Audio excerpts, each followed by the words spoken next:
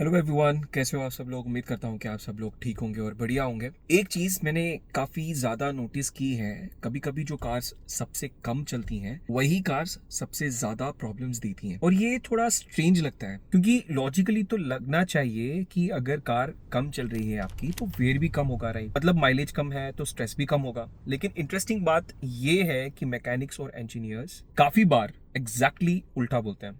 उनका कहना होता है कि कार का खड़ी रहना भी डैमेज क्रिएट कर सकता है। अब सवाल ये है, खड़ी कार में आखिर खराब क्या होता है। चलो धीरे धीरे समझते हैं, राइट। सबसे पहले एक छोटी सी चीज आप सोचिए, अगर कार बंद है तो बैटरी को डिस्चार्ज कैसे होना चाहिए। लॉजिक के हिसाब से तो बैटरी सेफ होनी चाहिए, लेकिन प्रैक्टिकल लाइफ में होता क्या है, कभी कभी कार मंथ्स तक खड़ी होती है और एक दिन सडनली स्टार्ट ही नहीं होती, तो बैटरी गई कहाँ। यहाँ एक हिडन चीज काम कर रही होती है। मॉडर्न कार्स में alarm systems, immobiliser, ECU memory, keyless entry modules, ये सब बैकग्राउंड में थोड़ा थोड़ा करंट कंज्यूम करते रहते हैं। इसको पैरासिटिक ड्रेन बोला जाता है। नॉर्मली ये ड्रेन छोटा होता है, लेकिन वीक्स और मंथ्स में बैटरी ग्रेजुअली डिस्चार्ज हो जाती है। और फिर जब आप कार स्टार्ट करना चाहते हो तो स्टार्टर मोटर एक सेकंड के लिए बैटरी से 100 से 300 एम्पियर तक करंट खींच सकता है। मतलब एक ही मोमेंट में बैटरी पर काफी लोड पड़ जाता है। अब यहाँ लोग एक इंटरेस्टिंग हैबिट फॉलो करते हैं। हफ्ते में एक बार कार स्टार्ट कर लिया, 10 मिनट आइडल चला लो। सुनने में लॉजिकल भी लगता है, लेकिन यहाँ एक स्मॉल प्रॉब्लम है। आइडल पे इंजन रफली 700 से 800 आरपीएम पर होता है, लेकिन अल्टरनेटर को प्रॉपर्ली इलेक्ट्रिसिटी जनरेट करने के लिए इंजन को रफली 1500 से 2000 आरपीएम के अराउंड चलाना पड़ता है। इसलिए जब आप हाईवेज पे ड्राइव करते हो तब बैटरी एक्चुअली अच्छे से चार्ज हो पाती है। अगर बैटरी काफ़ी डिस्चार्ज हो चुकी हो तो उसको रिकवर होने में 30 से 60 मिनट की कंटिन्यूस ड्राइविंग भी लग सकती है आपको। मतलब सिंपल लैंग्वेज में सिर्फ 10 मिनट आइडल करना बैटरी रिचार्ज करने के लिए रियलिस्टिकली इनफ नहीं है। और अगर बैटरी लॉन्ग टाइम तक लो चार्ज पे रहती है, बैटरी प्लेट्स पर लेड सल्फेट क्रिस्टल्स बनने लगते हैं। इस प्रोसेस को सल्फेशन बोलते हैं। और एक बार ये क्रिस्टल्स हार्ड हो गए, बैटरी परमानेंटली वीक हो जाएगी आपकी। इसलिए कभी कभी बैटरी अचानक फेल होती हुई लगती है आपको। देखिए, रियलिटी में वो महीनों से डिग्रेड होती रहती है। अब एक और चीज जो थोड़ी सरप्राइजिंग है, अगर कार खड़ी है तो फ्यूल तो टैंक में सेफ होना चाहिए, राइट। लेकिन लंबे टाइम तक खड़ी कार का फ्यूल भी चेंज हो सकता है। पेट्रोल एक्चुअली एक सिंपल लिक्विड नहीं है, वो डिफरेंट हाइड्रोकार्बन्स का मिक्सचर होता है। कुछ कंपोनेंट्स हैवी होते हैं और कुछ कंपोनेंट्स बहुत इजीली इवोपरेट हो जाते हैं। इनको लाइटर फ्रैक्शंस बोलते हैं। अगर कार लंबे टाइम तक खड़ी रहे आपकी, स्पेशली इंडियन हीट की कंडीशंस में, तो पेट्रोल ये लाइटर कंपोनेंट्स धीरे धीरे इवोपरेट हो जाएंगे। इससे फ्यूल का बिहेवियर चेंज हो जाता है।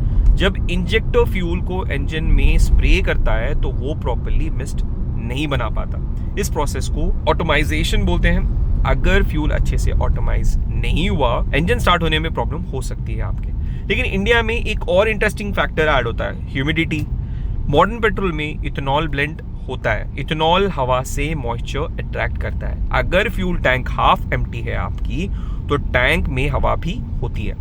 दिन में हीट से टैंक वार्म होता है, रात को ठंडा हो जाता है। इस टेम्परेचर चेंज से टैंक के अंदर मॉइस्चर कंडेंस हो सकता है, बिल्कुल वैसे ही जैसे ठंडी बोतल पर पानी की बूंदें बन जाती हैं। कुछ केसेस में इथेनॉल और पानी पेट्रोल से सेपरेट हो जाते हैं। इसको फेज सेपरेशन बोलते हैं। और जो मिक्सचर बनता है वो टैंक के बॉटम में सेटल हो जाता है। अब फ्यूल पंप भी टैंक के बॉटम से फ्यूल पिक करता है। मतलब इंजन को सबसे पहले वही कंटामिनेटेड मिक्सचर मिल सकता है। अब इसका रिजल्ट क्या होगा कि कार तो क्रैंक करेगी आपकी, लेकिन स्टार्ट नहीं हो पाई। अब टायर्स की तरफ अगर आप देखो, अगर कार खड़ी है आपकी तो टायर्स को क्या प्रॉब्लम होनी चाहिए। लेकिन लॉन्ग स्टोरेज में टायर्स भी चेंज हो सकते हैं। Tyres actually complex polymer material से बनते हैं। ड्राइविंग के वक्त टायर्स बार बार बेंड होते हैं। इस बेंडिंग को फ्लेक्स बोलते हैं। लेकिन अगर कार मंथ्स तक एक ही जगह खड़ी रही आपकी तो व्हीकल का वेट टायर के एक ही पैच पर रहता है। टाइम के साथ रबर उस शेप को अडॉप्ट कर लेगा। इसको फ्लैट स्पॉटिंग बोलते हैं।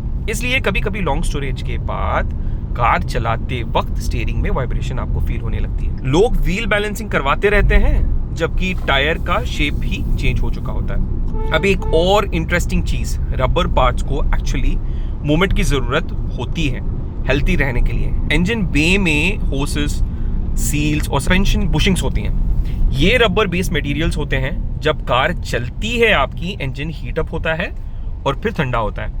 इसको थर्मल साइकिल बोलते हैं। ये साइकिल रबर को फ्लेक्सिबल रखता है, लेकिन जब कार लंबे टाइम तक खड़ी रहती है आपकी, रबर स्टैटिक रहता है और एनवायरनमेंट में एक गैस होती है ओजोन रबर मॉलिक्यूल्स को डैमेज कर सकती है। रिजल्ट, अब इसका रिजल्ट होगा कि रबर ग्रेजुअली ड्राई और ब्रिटल होने लगेगा आपका। इसलिए कभी कभी सडन कूलेंट लीक या ऑयल सील लीक अपीयर हो जाती हैं आपके कार में अचानक से। अब अगर हम बात करें सबसे इंपॉर्टेंट चीज की, विच इज ब्रेक्स आपकी गाड़ी के। ब्रेक रोटर्स कास्ट आयरन से बने होते हैं। कास्ट आयरन मॉइस्चर के कांटेक्ट में रस्ट डेवलप करता है। नॉर्मली जब आप कार ड्राइव करते हो, ब्रेक पैड्स रोटर सरफेस को क्लीन करते रहते हैं, लेकिन अगर कार वीक्स से खड़ी रही आपकी, रोटर्स पर रस्ट की लेयर जो होती है वो डेवलप हो सकती है। कभी कभी ब्रेक पैड रोटर से स्टिक भी हो सकता है। अब एक लास्ट इंटरेस्टिंग कॉन्ट्रडिक्शन की अगर हम बात करें, लोग सोचते हैं कि कार आइडल करना बहुत ज्यादा हेल्दी होता है, लेकिन शॉर्ट आइडलिंग कभी कभी एग्जॉस्ट के लिए बहुत हार्मफुल हो सकता है, क्योंकि इंजन फुली वार्म नहीं होता आपका। एग्जॉस्ट पाइप्स रिलेटिवली ठंडी रहती हैं। जब गर्म एग्जॉस्ट गैसेस अंदर आते हैं तो मॉइस्चर पाइप वॉल्स पर कंडेंस हो जाते हैं। फ्यूल कंबशन से सल्फर गैसेस भी बनती हैं। जब ये गैसेस पानी की साथ रिएक्ट करती हैं तो एसिडिक कंपाउंड्स बन सकते हैं। ये एसिड्स एग्जॉस्ट सिस्टम को अंदर से करोड कर सकते हैं बहुत ज्यादा। और एक चीज जो सरप्राइजिंगली बहुत ज्यादा कॉमन है, रोडेंट्स। अगर कार लंबे टाइम तक आपकी खड़ी हो, इंजन बे एक परफेक्ट शेल्टर बन जाता है। और कुछ मॉडर्न व्हीकल्स में वायरिंग इंसुलेशन बायोडिग्रेडेबल मटेरियल से बनाई जाती है, जो रोडेंट्स को च्यू करने के लिए बहुत ज्यादा अट्रैक्ट कर सकती है। अब इसका रिजल्ट क्या है? इलेक्ट्रिकल फॉल्ट्स आपको देखने मिलेंगे, सेंसर फेल हो सकते हैं, और कभी कभी पूरा वायरिंग हार्नेस आपका जो है वो रिप्लेस करवाना पड़ेगा आपको। क्लोजली आपको वो 80,000 से 1 लाख रुपए तक का भी पड़ सकता है। तो फिर सिंपल सोल्यूशन क्या है? फ्यूल टैंक मोस्टली फुल रखना, कार को कभी कभी प्रॉपर ड्राइव देना, सिर्फ आइडलिंग बिल्कुल नहीं। टायर प्रेशर मेंटेन रखना, बैटरी मेंटेनर यूज करना अगर कार लॉन्ग टाइम खड़ी है आपकी। पार्किंग एरिया क्लीन रखना ताकि रोडेंट्स अट्रैक्ट ना हो। और सबसे इंपॉर्टेंट, कार को कभी कभी चलाना। लोग यूजुअली सोचते हैं गाड़ी चलाने से वेयर होता है, लेकिन इंटरेस्टिंगली रियलिटी ये है कि कार्स को चलाना जरूरी हेल्थी रखने के लिए। अगर आपको ऐसी वीडियोस पसंद आती हैं तो definitely do subscribe our channel. देखिए, हमारा जो ये चैनल है वो तब तक ग्रो नहीं कर पाएगा जब तक इसको आपका सपोर्ट नहीं मिलेगा। अगर आपके पास कोई ऐसे इंटरेस्टिंग टॉपिक्स है जो दूसरों को हेल्प कर सकते हैं उनकी गाड़ियों को मेंटेन करने के लिए, तो definitely do share it in the comments. मैं डेफिनेटली अपना होमवर्क करूंगा, will try to cover that in the upcoming videos. And until the next video, drive safe and stay safe.